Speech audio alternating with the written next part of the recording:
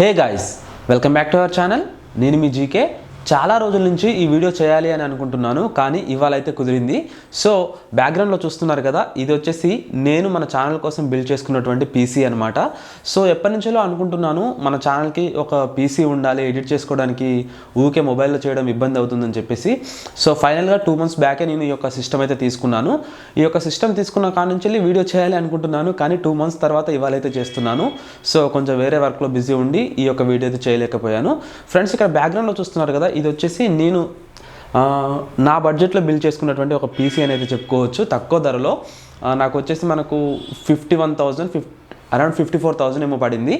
So ఎడిటింగ్కి నేను Premiere Pro అయితే use చేస్తున్నాను. అదేవిధంగా ఫోటోషాప్ వచ్చేసి థంబ్నెయిల్స్కి అయితే యూస్ చేస్తున్నాను. అంటే ఇంకా చేయలేదు. లాస్ట్ టైం ఒక డెల్ ల్యాప్టాప్ అయితే అన్బాక్స్ చేశాను కదా, అది వచ్చేసి పీసీలో ఎడిట్ చేసింది అనమాట. ఇప్పుడిప్పుడే నేను నేర్చుకుంటున్నాను.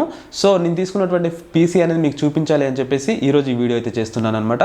బ్యాక్గ్రౌండ్లో చూస్తున్నారు కదా, ఇది వచ్చేసి నేను తీసుకున్నటువంటి క్యాబినెట్ అనమాట. ఇది వచ్చేసి ఫింగర్స్ నుంచి తీసుకున్నాను. మరీ ఎక్కువగా RGB లైటింగ్ లేకుండా కొంచెం సింపుల్గా డీసెంట్గా ఉండాలని చెప్పేసి నేను ఈ యొక్క క్యాబినెట్ అయితే చూస్ చేసుకోవడం అయితే జరిగింది.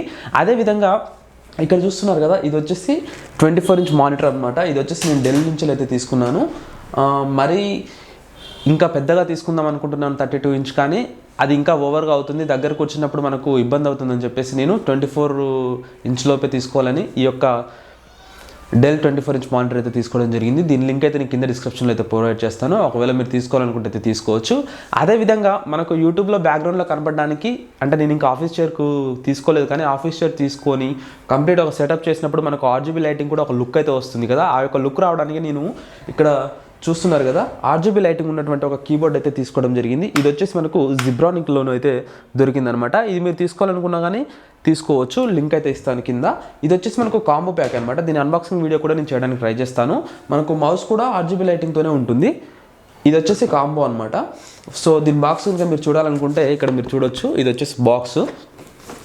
ఫ్రెండ్స్, ఇక ఈ యొక్క CPU యొక్క ఫ్యూచర్స్ కనుక మనం చూసుకున్నట్లయితే, అంటే నేనే సపరేట్గా అవన్నీ చూస్ చేసుకొని దీన్ని అసెంబ్లింగ్ చేయించుకోవడం అయితే జరిగింది. సో నేను ఏమేమి చూస్ చేసుకున్నాను అనేది మీకు స్క్రీన్ పైన అయితే చూడొచ్చు. పర్టికులర్గా నాకు ఐడియా ఉండకపోవచ్చు, మీకు స్క్రీన్ పైన అయితే చూస్తే కనిపిస్తుంది.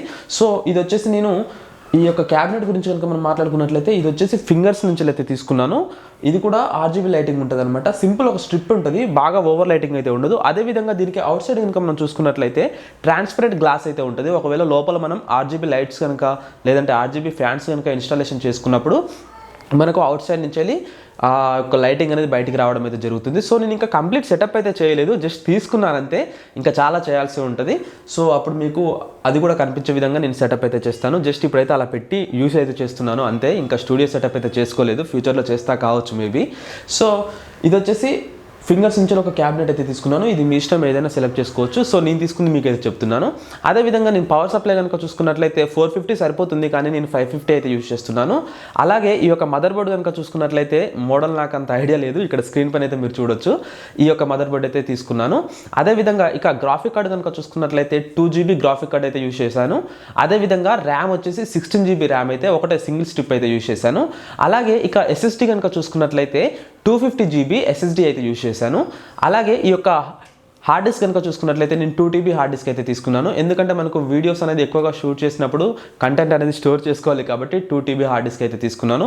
అది కూడా సరిపోకపోవచ్చు కరెక్ట్గా వీడియోస్ చేసేవారికి. సో ఇప్పటివరకు నాకైతే అది ఓకే అని చెప్పేసి 2TB అయితే తీసుకున్నాను. అదేవిధంగా ఇంకా మనం చూసుకున్నట్లయితే దీని యొక్క ప్రాసెసర్ వచ్చేసి ఇంటెల్ i5, అదేవిధంగా 11th జనరేషన్ అయితే తీసుకున్నాను. ఇది వచ్చేసి ఇప్పుడు విండోస్ వచ్చేసి నేను 11 Pro అయితే ఇన్స్టాలేషన్ అయితే చేశాను, అంటే OS ఆపరేటింగ్ సిస్టమ్. సో అదేవిధంగా ఇక ఈ యొక్క సౌండ్ సిస్టమ్కి వచ్చేసి నేను ఇంటెక్స్ హోమ్ థియేటర్ అయితే యూజ్ చేస్తున్నాను. ఇది ఎప్పటిదో నాది ఒక 2-3 years బ్యాక్ నేను తీసుకునే దీనికి యూజ్ చేస్తున్నాను.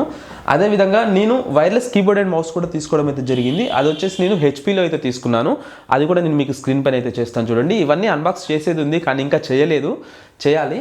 సో టోటల్గా ఇదే అనమాట నా సిస్టమ్ సెటప్ అయితే. ఇక నుంచి వచ్చే వీడియోస్ మ్యాక్సిమం సిస్టంలో ఎడిట్ చేయడానికి ట్రై చేస్తాను. మన యూట్యూబ్ ఛానల్కి ఒక సిస్టమ్ తీసుకోవాలని ఎప్పటి నుంచో అనుకుంటున్నాను. ఫైనల్గా ఆ యొక్క డ్రీమ్ అయితే ఫుల్ఫిల్ చేసుకున్నానని చెప్పేసి మీతో షేర్ చేసుకోవాలని ఈ వీడియో అయితే చేస్తున్నాను. ఫ్రెండ్స్, ఇంకా మన ఛానల్ ఎవరైనా సబ్స్క్రైబ్ చేయని వాళ్ళు ఉంటే కింద రెడ్ కలర్లో ఉన్న సబ్స్క్రైబ్ అని బటన్ని సబ్స్క్రైబ్ చేసుకొని పక్కనే ఉన్న బెల్ ఐకాన్ని ఆల్లో పెట్టి యాక్టివేట్ చేసుకోవడం మర్చిపోకండి. బాయ్ ఫ్రెండ్స్, ఉంటా మరి.